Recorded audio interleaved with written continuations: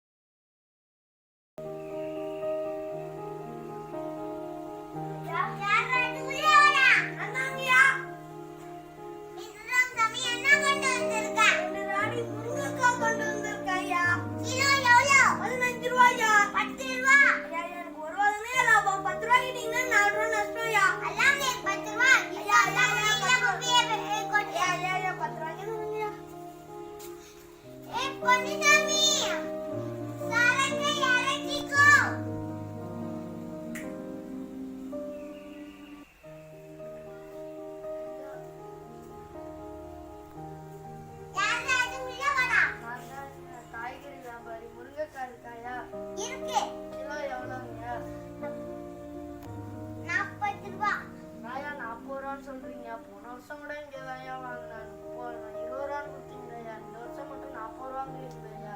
எல்லாம் முடியாது, 40 ரூபா வந்தா வங்கியில நிறைய சரியா, நான் 40 ரூபாய்க்கு வாங்கிக்கிறேன். பொன்னிசாமி, மூட்டையை ஏற்றி விட்டுரு.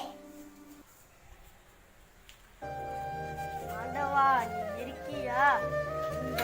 எங்கேயோ இருக்கிற விவசாயி அவன் விளைவிக்கிற பொருளுக்கு அவன்கிட்ட 10 ரூபான்னு வாங்கி அவனை 4 ரூபா நஷ்டம் அடைய வச்சு என்கிட்ட 40 ரூபான்னு விட்டு அவன் 30 ரூபா லாபம் பார்த்துடுறான். உட்கார்ந்த இடத்துல 30 ரூபா லாபம் பார்த்துறான். இந்த மாதிரி இடைத்தரங்க வண்டிக்காரங்கெல்லாம் ஆப்படிக்க ஒருத்தன் வரமாட்டானா? வருவான், நிச்சயம் வருவான். அப்ப பேசிக்கலாம்.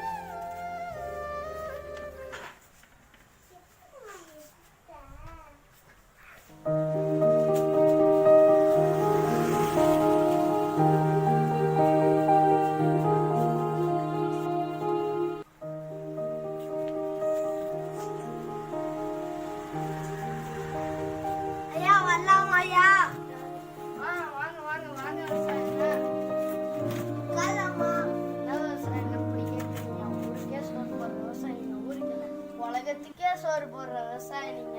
நீங்க சேத்துல கை வச்சாதானே நாங்கெல்லாம் சோத்துல கை வச்சோம். அப்படியா சொல்றீங்க? சரி, கால் மேல கால் போட்டு உட்காருங்கண்ணே. அப்படியா? நியூஸ் கேள்வி விட்டீங்களாண்ணே? யாரு எனக்கு நியூஸ்லாம் சொல்றது? நம்ம பாரத பிரதமர் மோடிஜி 3 மசோதா கொண்டு வந்திருக்காருல்ல. அப்படி என்ன மசோதா?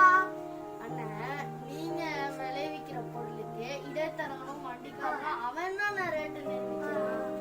நீங்க தானே ரேட்டு நிர்ணயிக்கணும். உங்களுக்கு விவசாயம் பண்றதுக்கு என்ன வேணும்? பணம் வேணும். அதையும் அரசாங்கம் லோனா தராங்கன்னா அந்த பொருள்லாம் கெட்டு போயிடாம இருக்கணுங்கிறதுக்காக இடைத்தரகங்காலையும் வண்டிக்காலையும் போய் வண்டிக்காரங்காலையும் போய் உழுகுறீங்க. அப்படி என்ன இன்னொரு விஷயம்? ஒரு அந்த குளிர்சாதன மண்டிக்கும் உங்களுக்கு லோன் தராங்கன்னா. அப்படியா? நம்ம மோடிஜி நல்ல சமயம் பார்த்து வச்சார்ல அப்ப. ஆமாண்ணா. இனிமே உங்கள்கிட்ட இந்த 20 ரூபானோ 16 ரூபானோ வாங்கிட்டு போய் நான் மக்கள்கிட்ட போய் 21 ரூபான்னு 22 ரூபான்னு வாங்கிடுவேன், வித்துருவேன். அதுவே அவன்கிட்ட வாங்கிட்டு போய் வித்தா 41 ரூபானோ 42 ரூபானோ தான் விற்க முடியும். மக்களும் நம்ம மேலதான் கோவப்படுவாங்க. இதெல்லாம் உன்னிப்பா கவனிச்சு பச்சார்ல ஆப்பு நம்ம மோடிஜி. இனிமே எவனும் ஒன்னும் செய்ய முடியாதுண்ணா. நீ கன்னியாகுமரியில விளைவிக்கிற பொருளை காஷ்மீர் வரைக்கும் கொண்டு போய் விற்கலாம். இடையில எவனும் வர முடியாதுல்ல. நீங்க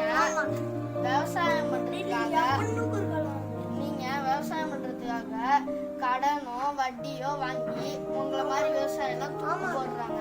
உங்களை மாதிரி விவசாயம் இந்த மாதிரி இறந்துட்டா ஊர்ல யாருன்னா விவசாயி இருப்பா? நீங்க விளைவிக்கிற பொருளுக்கு இனிமே நீங்களே ரேட்டு நிர்ணயிக்கலான்னு. ஆனா உங்கள்கிட்ட 10 ரூபான்னு வாங்கி உங்களை 4 ரூபா நஷ்டம் அடைய வச்சு என்கிட்ட 30 ரூபான்னு வித்து 40 ரூபான்னு வித்தா 30 ரூபா லாபம் பார்த்துட்டால. இந்த கையில வாங்கி இந்த கையில கொடுத்து வாங்கி இப்படி வாங்கி இப்படி வாங்கி இப்படி கொடுத்துடணும். உட்கார்ந்த இடத்துல 30 ரூபா லாபம் பார்த்துட்டானா? ஆனா உங்களை மாதிரி விவசாயி ஏமாந்த விவசாயம் எல்லாம் இருக்கும் போது அவன் விவசாயின்னு போய் அங்க போராடுறானா? நம்மளுக்கு ஆதரவு கொடுத்த அந்த மோடிஜி, பாரத பிரதமர் மோடிஜிக்கு நீண்ட ஆயுள் கொடுக்கணும்னு, அந்த மசோதா நல்லா நிறைவேறணும்னு நம்ம போய் வேண்டி போனவான நம்ம மோடிஜிக்கு ஆதரவா இருக்கோம். மோடிஜி வாழ்க, மோடிஜி வாழ்க, மோடிஜி வாழ்க, மோடிஜி வாழ்க. வாழ்க மசோதாக்கள், வாழ்க மசோதாக்கள். பாரத் மாதா கி ஜெய், பாரத் மாதா கி ஜெய். வாழ்க மோடிஜி, வாழ்க மோடிஜி, வாழ்க மோடிஜி, வாழ்க மோடிஜி.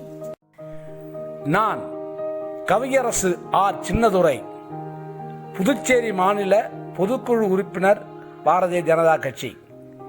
விவசாயிகளின் நண்பன் என்ற இக்குறும்படத்தின் நோக்கம், நம் பாரத பிரதமர் மோடிஜி அவர்கள் 3 வேளாண் மசோதாக்களை நிறைவேற்றி விவசாயிகளின் நன்மை கருதி நம் முன் காட்சிப்படுத்தியிருக்கிறார். இந்த வேளாண் மசோதாக்கள் மூலம் நம் விவசாயிகள் அடையும் லாபங்களை அனைவருக்கும் தெளிவுபடுத்துவதே இப்படத்தின் நோக்கம். விவசாயி விளைவிக்கும் பொருளை கொண்டே அவனை மிரட்டி அவனை நஷ்டம் அடைய வைத்து அதை அப்படியே வியாபாரிகளிடம் கைமாற்றி கொள்ளை லாபத்திற்கு விற்று விவசாயியையும் வியாபாரியையும் அரசியல் செல்வாக்கு பணபலம் கொண்டு மிரட்டி ஏமாற்றி ஒடுக்கி தூக்கில் தொங்கவிட்டு பல ஆண்டுகளாய் சப்தமில்லாமல் நடந்து வந்த எதிரிகளின் சூழ்ச்சியை முறியடித்து சூழ்நிலையை மாற்றி இந்த 3 வேளாண் மசோதாக்களை நிறைவேற்றியுள்ளார் நம் பாரத பிரதமர் மோடிஜி அவர்கள். இதன் மூலம் விவசாயம் செய்ய கடன் மற்றும் உதவியாக ரூபாய் 6000 பண வசதி செய்து கொடுத்தல். அடுத்து விவசாயி விளைவிக்கும் பயிருக்கு காப்பீடு விரைவாக செய்து கொடுத்தல். மேலும் விவசாயி விளைவிக்கும் பொருளை அழுகாமல் பாதுகாக்கும் விதத்தில் குளிர்சாதன மண்டி வசதி மாநில அரசுகள் மூலம் மத்திய அரசு நாடு முழுவதும் செய்து இருக்கிறது. அடுத்து அத்தியாவசிய பொருட்களான மஞ்சள், வெங்காயம் போன்ற பொருட்களை எவ்வளவு வேண்டினாலும் சட்டப்படி இருப்பு வைத்துக் கொள்ளவும் உரிமை அளிக்கிறது. குமரியில் விளைவிக்கும் ஒரு பொருள் காஷ்மீருக்கும், காஷ்மீரில் விளைவிக்கும் ஒரு பொருள் கன்னியாகுமரியிலும் தேவைக்கேற்ப விற்பனை செய்யலாம். இடைத்தரகர் எவருக்கும் வேலை இல்லை. இதை விவசாயிகள் தனியாகவோ குழுக்கள் ஒருமித்தோ செயல்படலாம். விளைவிக்கும் பொருளுக்கு அந்த விவசாயியே விலை நிர்ணயம் செய்து விற்பனை செய்யும் அதிகாரத்தை அவர்களுக்கு அளிக்கிறார். மேலும் விவசாயி எந்த மொழியில் ஒப்பந்த உடன்படிக்கை செய்ய விரும்புகிறாரோ அந்த மொழியில் உடன்படிக்கை செய்யப்பட வேண்டும். வேற்று மொழி செல்லுபடியாகாது. இடைத்தரகரோ பெரும் வண்டிகள் வைத்து பிழைப்பு நடத்திய அரசியல்வாதிகளோ மற்றும் அவர் குடும்பத்தினரோ அதிகாரம் செலுத்தி முன்போல் கொள்ளையடிக்க முடியாது. இதன் மூலம் பதுக்கல் மற்றும் விலையேற்றம் செய்து நாட்டில் குழப்பம் விளைவிக்க முடியாது. மண்டிகள் மூலம் விவசாயிகளை அடிமைப்படுத்தி அடிமை ஓட்டு வங்கியாக ஆக்கவும் தன் இஷ்டம் போல் ஆட்டி வைக்கவும் முடியாது. விவசாயி, வியாபாரி மற்றும் மக்கள் நியாயமான விலையில் விவசாய பொருட்களை வாங்கி பயன்பெறுவது என்பதே நமது பாரத பிரதமரின் முக்கிய நோக்கமாகும். ஆகவே விவசாயிகள், வியாபாரிகள் மற்றும் பொதுமக்கள் உண்மையை உணர்ந்து நல்லவர், வல்லவர், திறமைமிகு ஆட்சியாளர், தன்னலம் கருதாத நாட்டின் வளர்ச்சிக்காக எந்நேரமும் பாடுபடும் நமது பாரத பிரதமர் நரேந்திர மோடிஜி அவர்களின் கரங்களை வலுப்படுத்தவும் பாரதிய ஜனதா கட்சியை வலுவாக்கவும் உறுதியேற்போம். வரும் தேர்தலில் இவற்றை நினைவில் கொண்டு தாமரைக்கு வாக்களிப்போம். நமது சின்னம் தாமரை, தாமரை, தாமரை. மலரட்டும் தாமரை, வாழட்டும் ஏழை மக்கள், வளம் பெறட்டும் இந்திய மக்கள், வல்லரசாகட்டும் இந்தியா. ஜெய்ஹிந்த். என்றும் தாயக பணிக்காக கவியரசு ஆர். சின்னதுரை. மேலும் தாமரை சொந்தங்களே, அனைவரும் இந்த குறும்படத்தை கண்டுகளித்து அனைவருக்கும் பகிர்ந்து அனைவரையும் பகிர செய்து நம் பாரத பிரதமரின் கரங்களை வலுப்படுத்த வேண்டுகிறேன். நன்றி, வணக்கம்.